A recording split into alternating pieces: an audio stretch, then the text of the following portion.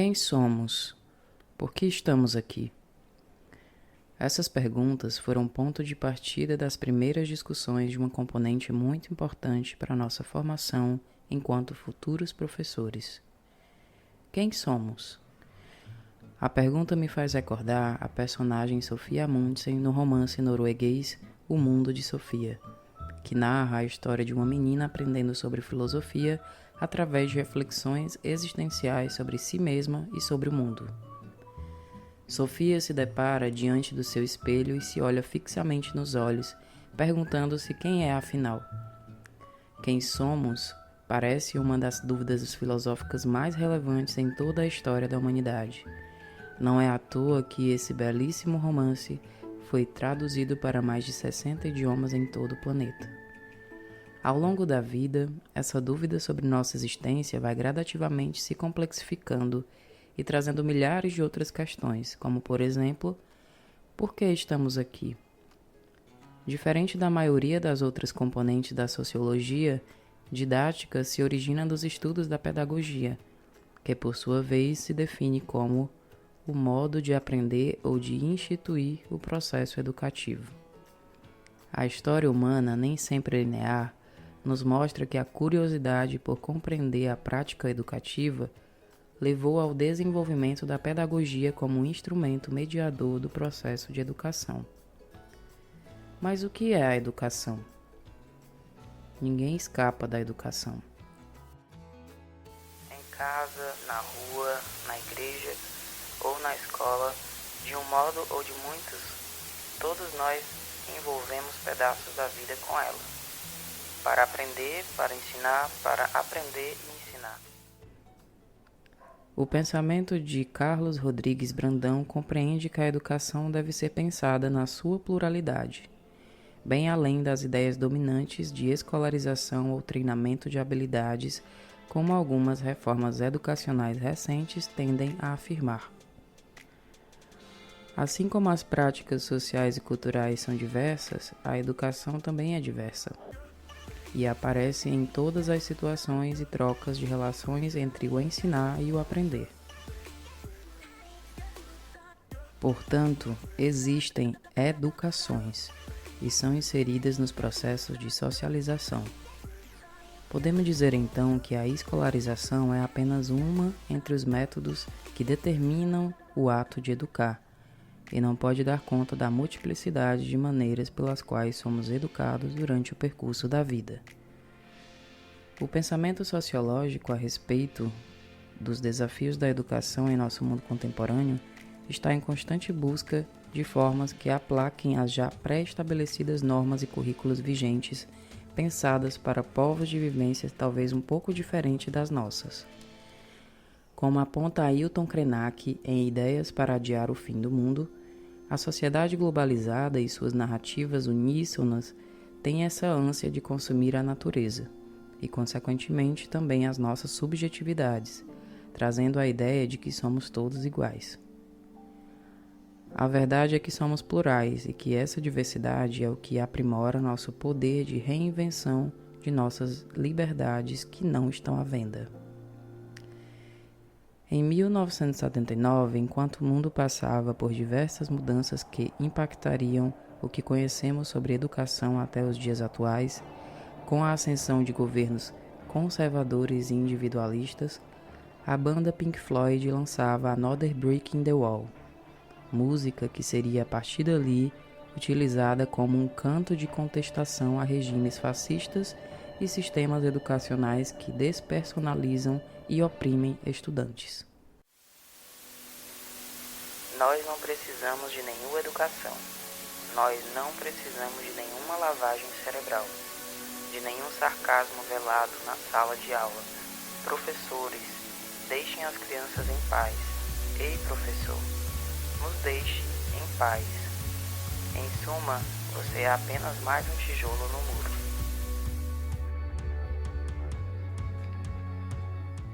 Um dos pensamentos fundantes de regimes totalitários são potencialmente alimentados pela ideia de que o diferente é ruim e que deve ser eliminado, pois desarmoniza a tradição. Além disso, uma nação que pensa igual não questiona, sendo alvo fácil de manipulação. Já pararam para pensar em como estão sendo educados os educadores? Quais epistemologias estão sendo utilizadas nas universidades? Sobretudo nas ciências sociais e sociologia, o que tem sido difundido enquanto conhecimento obrigatório na atualidade? Como essa diversidade é pensada a partir dos conteúdos sociológicos definidos como hegemônicos nas instituições de ensino superior? Talvez tenhamos mais perguntas que respostas. A raiz dessa educação do Ocidente veio com a necessidade de mão de obra imposta pelas elites colonizadoras desde o início da mercantilização e posteriormente à globalização. O documentário Escolarizando o Mundo, O Último Fardo do Homem Branco, demonstra que a educação ocidental chegou com uma mensagem de erradicação da pobreza, quando de fato ela própria, em escalas inimagináveis, acabava por aumentar as taxas de mortalidade, depressão, suicídio e evasão escolar. Um modelo de escola que desumaniza, fomenta o consumismo e faz com que essas crianças se tornem adultos que desconhecem seus próprios costumes e culturas locais. Todas foram para a universidade, onde foram postas em caixas e saíram todas iguais. Essa música que finaliza o documentário nos alerta que para uma educação de fato libertadora, como diz também Paulo Freire, não se pode haver a universalização da mesma partindo de uma única visão de mundo, mas sim um compartilhamento de ideias, de culturas, de valores e de saberes. Todas as formas de conhecimento e culturas devem ser válidas, não apenas a da escola ou da universidade. E esse talvez seja um dos maiores desafios da educação escolar no mundo contemporâneo. A ativista e intelectual estadunidense Bell Hooks nos trouxe a noção de como a educação pode ser utilizada como prática para a liberdade.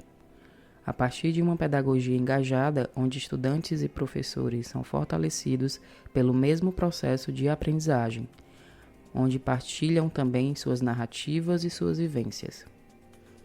Nas minhas aulas, não quero que os alunos corram nenhum risco que eu mesma não vou correr. Não quero que partilhem nada que eu mesma não partilharia. Essa liberdade da qual fala Bell Hooks, por vezes pode ser limitada no ambiente escolar, quando a base curricular determina o que deve e o que não deve ser estudado em sala de aula.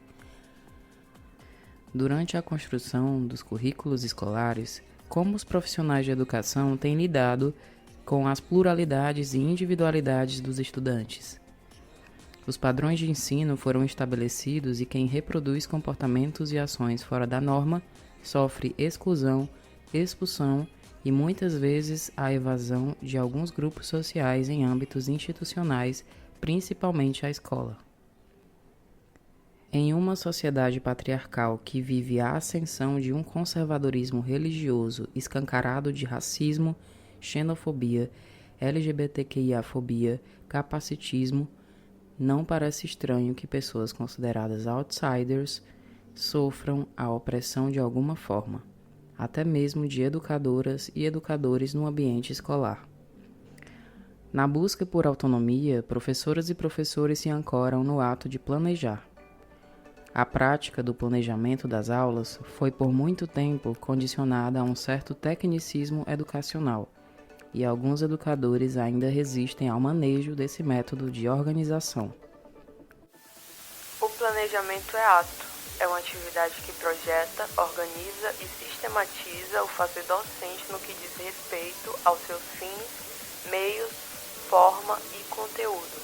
O que queremos que nossos alunos venham a fazer, a conhecer? Por que este conteúdo e não aquele? Quais atividades? Com qual tempo e recursos contamos? Desse modo, o planejamento é uma ação reflexiva, viva, contínua. Os desafios na elaboração do planejamento escolar é uma das bases do processo de construção de quem deseja educar. Nesse caminho, a preocupação com o contexto de cada estudante é importante para planejar de que forma serão as abordagens para cada aluna, aluno e alune, para que se sintam reconhecidos, aceitos e pertencentes ao grupo. Ou seja, o planejamento escolar é também um dos responsáveis por desenvolver esse sentimento de segurança e estabilidade, para que cada estudante possa se sentir confortável em permanecer nesse espaço. Aparentemente, para além de perguntas, encontramos algumas respostas. Se na universidade nos chegam apenas teorias de conhecimento eurocêntricos, é difícil que nós, enquanto futuros educadores, consigamos questionar e pensar em outros tipos de existências, vivências, culturas, crenças e costumes do sul global. Não se pode viver a pluralidade em um mundo que tenta homogeneizar corpos. Isso apaga e exclui existências e vivências que devem ser validadas.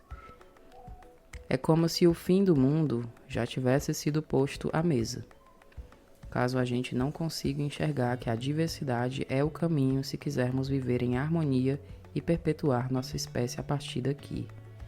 Sobretudo, nos tornarmos educadoras e educadores mais reflexivos, participativos e inclusivos, contribuindo para uma formação didática para a prática da liberdade.